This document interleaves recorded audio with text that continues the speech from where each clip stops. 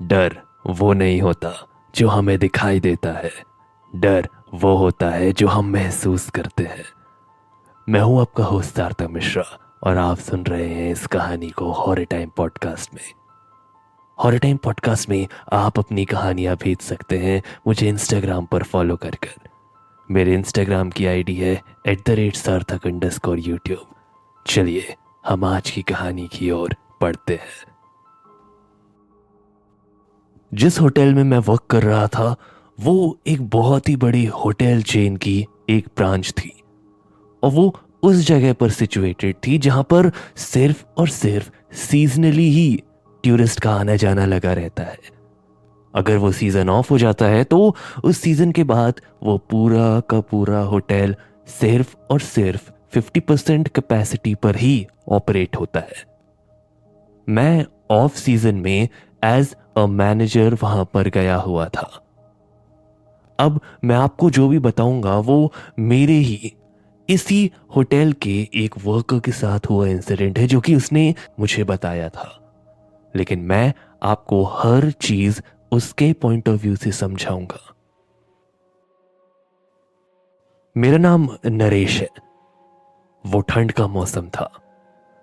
वो होटल एक hill station पर बना हुआ है और वो शायद वहां का सबसे डिसेंट और एक ऐसा होटल है जहां पर मैक्सिमम तो बुकिंग्स फुल होती हैं जब टूरिस्ट का टाइम होता है, मगर जब वो 50% कैपेसिटी पर ऑपरेट कर रहा होता है तब वो होटल 100% पैक नहीं हो सकता, बिकॉज ऑलरेडी ही उस वक्त टूरिस्ट बहुत कम होते हैं। जो लोग वहां पर काम के पर्पज से आते हैं यूजुअली वो यहीं पर रुकते हैं। वो वक्त कुछ लगभग 8:30 बजे का होगा। मेरी शिफ्ट 9 बजे से लेकर सुबह के 9 बजे तक चलने वाली थी। मैं उस होटल में पहुंचता हूं, हमेशा की तरह ही वहां पर जाकर बस मैं अपने आने की एंट्री करता हूं और मैं डेस्क पर बैठ जाता हूं। उस टाइम बहुत ज्यादा स्टाफ नहीं था और ना ही बहुत ज्यादा लोग थे। हमारे मैनेजर वो रात के वक्त यहां पर नहीं रहते हैं, वो सिर्फ और सिर्फ 7 बजे तक होटल में अवेलेबल होते हैं। मैं फ्रंट डेस्क पर बैठा हुआ था। रात के वक्त मैं ही वहां पर इंचार्ज होता हूं। कुछ 3-4 स्टाफ मेंबर्स होते हैं जो कि अलग अलग फ्लोर्स पर होते हैं। वो एक कैंपस होटल था तो वहां पर लगभग 3 बिल्डिंगें थी, लेकिन अभी के वक्त सिर्फ और सिर्फ एक बिल्डिंग ऑपरेट कर रही थी। दूसरी बिल्डिंग की एक फ्लोर थी जो कि हम लोग सब वहां पर रात को अगर जब तक कोई काम नहीं होता वहां पर जाकर रेस्ट कर सकते थे, मगर उस वक्त भी फ्रंट डेस्क पर एक इंसान होता था। मैं फ्रंट डेस्क पर था। मुझे कोई उम्मीद नहीं लग रही थी कि कोई भी आज होटल में आकर चेक इन करेगा। यूजुअली वेबसाइट पर हर चीज शो हो जाती है कि कौन की बुकिंग है, मगर आज कोई बुकिंग अवेलेबल नहीं थी।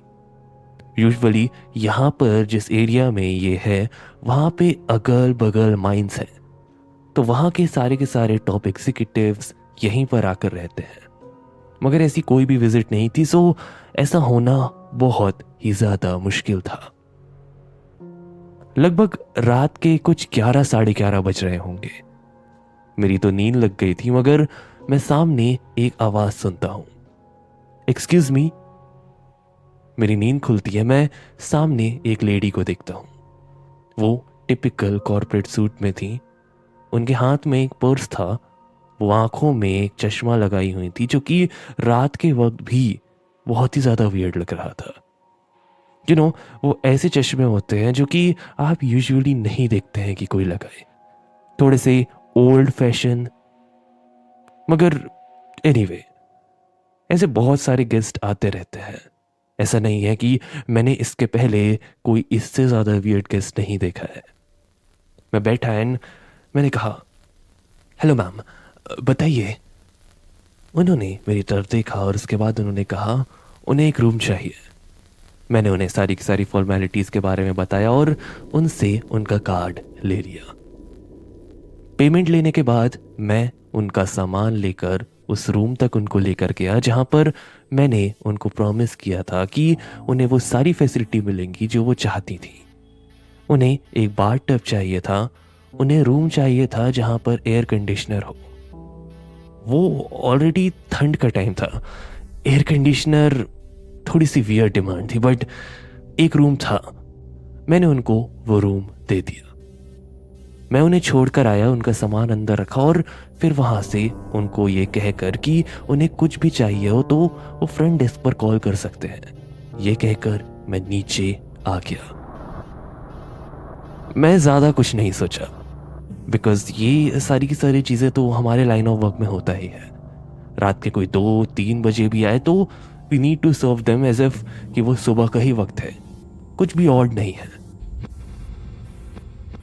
कुछ लगभग रात के 2 बजे की बात होगी। मुझे उसी नंबर से फ़ोन आता है जिस रूम में वो मैम रह रही थी। उन्होंने मुझसे कहा, आपके पास कुछ खाने को होगा क्या? जिस पर कि मैंने वक्त देखा एंड आई नो कि शेफ तो अभी अवेलेबल नहीं हो सकता।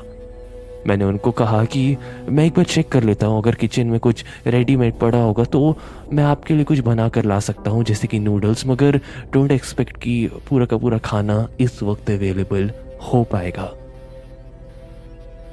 इतनी रात को कुछ भी मिलना बहुत ज़्यादा मुश्किल था। मैं स्टिल किचन में जाता हूँ और वहाँ पर जाने के बाद मुझे फॉर्चुनेटली एक नूडल्स का पैकेट मिलता है। मैं उसे ही बना देता हूँ और उसके बाद उस रूम के सामने जाकर बस डोर पर नॉक करता हूँ जहाँ पर वो मैम थी। वहाँ पर जाने के बाद मैं जैसे ही ऐसा करता हूँ, मैं 1 मिनट तक खड़े रहता हूँ मगर कोई भी रिस्पॉन्स नहीं आता है। अगेन मैं फिर से नॉक करता हूँ, मैं 1 मिनट तक इंतज़ार करता हूँ मगर कोई भी रिस्पॉन्स नहीं आता है। मैं इस बार थोड़ा सा ज़्यादा तेज़ी से नॉक करता हूँ और मैं कहता हूँ, मैम मैम रूम सर्विस। अंदर से again dead silence. In fact room की लाइट्स तक चालू नहीं होती हैं। मेरे पास मेरा फोन था और हमारे पास एक्स्ट्रा कीज होती हैं। मुझे अब टू बी ऑनेस्ट अजीब लग रहा था, बिकॉज यूजुअली ऐसा नहीं होता है कि अगर कोई बुलाता है ऐसी चीज़ें तो वो एटलीस्ट अपने रूम की लाइट्स चालू रखता है ताकि गलती से अगर वो सो भी जाए तो कोई ना कोई उन्हें जगा ही दे।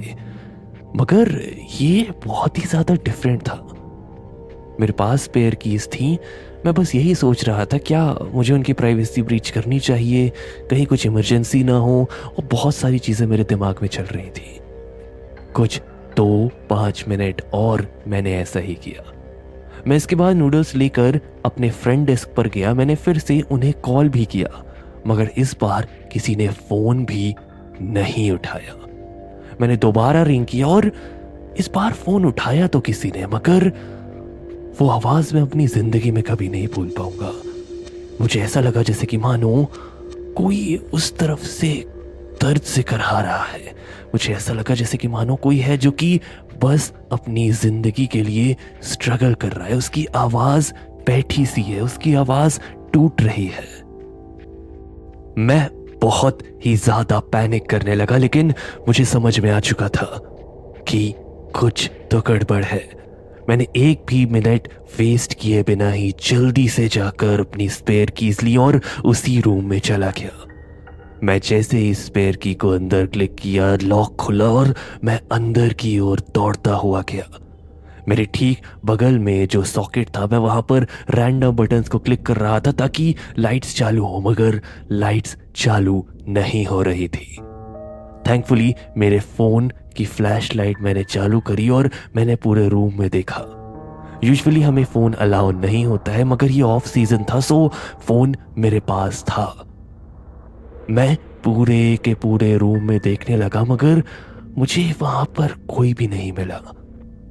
जो साइड में वो टेलीफोन था, वो टेलीफोन भी बस वहां पर नॉर्मली ही रखा हुआ था।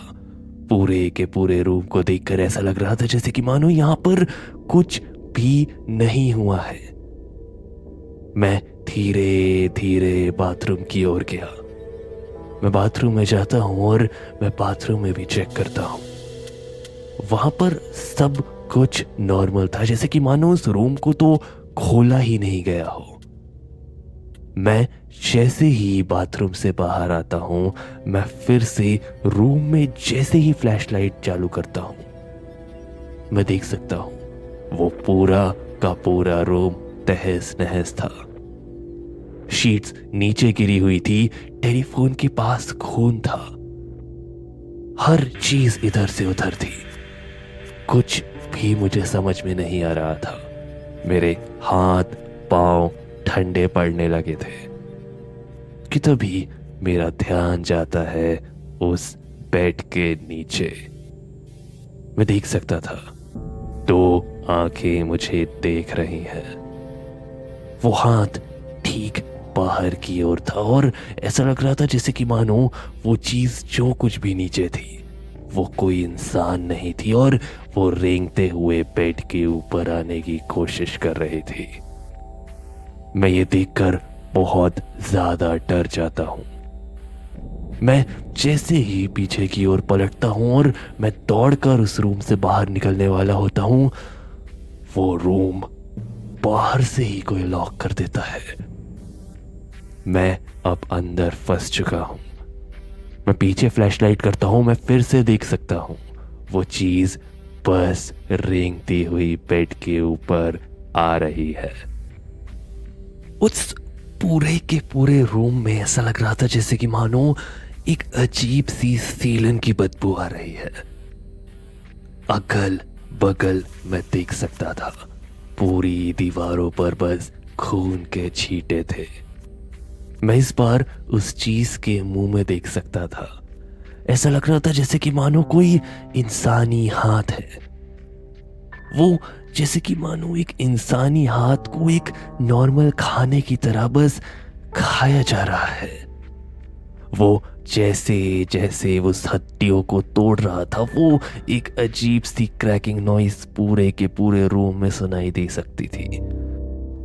ऐसा लगने लगा था जैसे कि मानो मैं अपनी पूरी की पूरी बॉडी से कंट्रोल खो बैठा हूं।